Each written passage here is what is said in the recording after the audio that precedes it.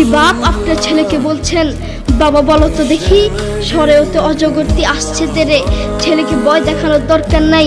আপনি আপনার ছেলেকে এগুলা কেন শিখাচ্ছেন? আপনি আপনার ছেলেকে শিখাবেন, বাবা বলো তো দেখি সরেওতে অজগরের নামাজ পড়ি। একদিকে ইসলাম শিখবে, আরেকদিকে বাক্য শিখবে। আপনি আপনার ছেলেকে কিছু কবিতা শিখাচ্ছেন, বাবা বলো তো দেখি ওই দেখা যায় তাল গাছ, ওই আমাদের গা, ওইখানেতে বাস করে কানা বগিচা। ও বগিতি খাস কি, পান্তা ভাত চাষ কি, পান্তা আমি পাই না, পুঁটি মাছ পান্তা আমি খাই না, পুঁটি মাছ পাই না। একটা যদি পাই ধরে গাবুস কুবুস খাই, গাবুস কুবুস খাওয়া লাগবে না। আপনি বলেন আপনার ছেলে এটা থেকে কি শিখলো? আপনি আপনার ছেলেকে এগুলো কেন শিখাচ্ছেন?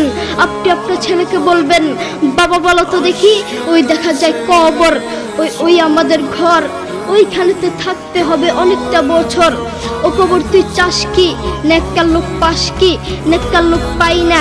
একটা যদি পাই ধরে জান্নাতে ঢুকে, ঠিক কিনা?